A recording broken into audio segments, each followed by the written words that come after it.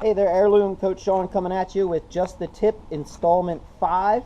If you've not seen any of these, week 1 and 2 we dealt with our upper body, week 3 we dealt with our feet, week 4 we dealt with our mind, and so for week 5 the key word is cadence.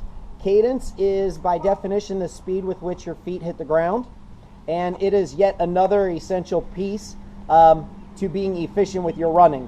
When I coach this with my high school runners, I always use the association of riding a bike, okay?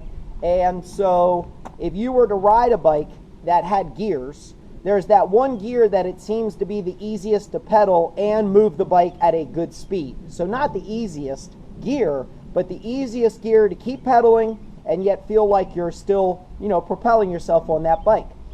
Sometimes that gear is a little too hard, and so it feels like you really have to work to go. And then if the gear is too easy, you feel like you're working too hard and going nowhere. So if you've been following these, what I'd actually like for you to do right now is I'm going to give you some instruction. I want you to pause the video and do my instructions and then come back and watch the rest of the video.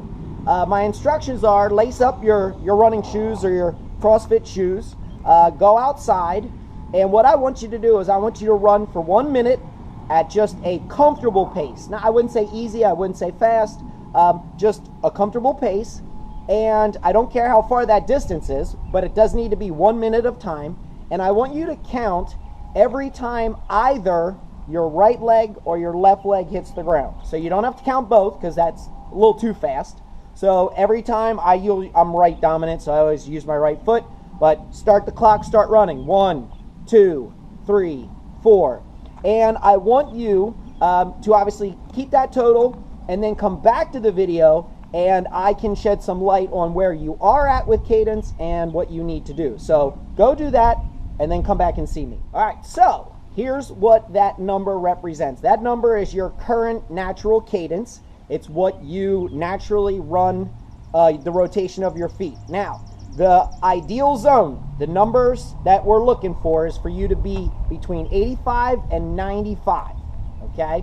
So, if you were below 85, I would equate that as to your running style is like being on a bike and you're in too hard of a gear.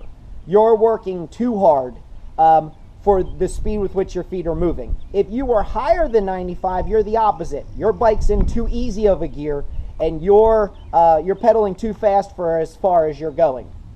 So the key here is 85 to 95 foot strikes per minute is the ideal cadence for just about any speed that you're running. So even if it's a jog, medium pace, or even a hard pace, you still should be between 85 and 95 foot strikes per minute.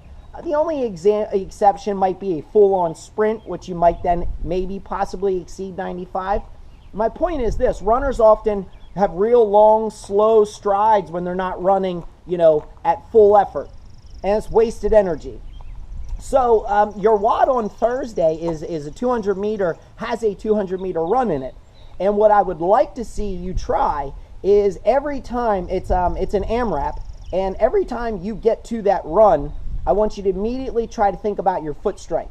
Am I putting, I always say as a coach, pick them up and put them down, pick them up and put them down. And that's what I'm trying to get my runner to think about is get your feet back on the ground, okay? And so do a couple practice runs where you count, and if you're not in that 85 to 95 zone, keep trying until you finally feel. If you're below 85, it's going to feel fast. You're going to be like, Sean, this doesn't feel right. I feel like I'm spinning my legs too fast. Trust me, it's 85 to 95, okay?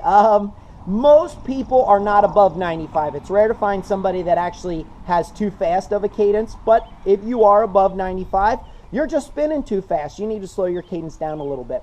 The big takeaway is this: for just about any kind of running you're doing, that's the cadence you should have. So it's almost got a universality to it. As a matter of fact, if you're a cyclist, that's the right cadence on a bike too.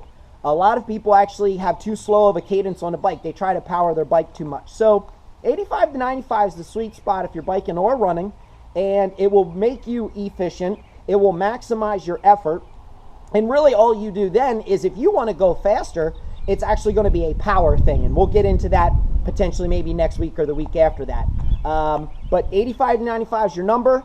for 1 minute of running, counting one leg, and just keep practicing it. The more you practice it, the more natural it'll feel. Ideally, 90's the money maker. So if you really want to get particular about it, if you're at 85, you're just on the cusp, bring it up to 90. Bring that cadence up to 90. 90's right where you want to hit it.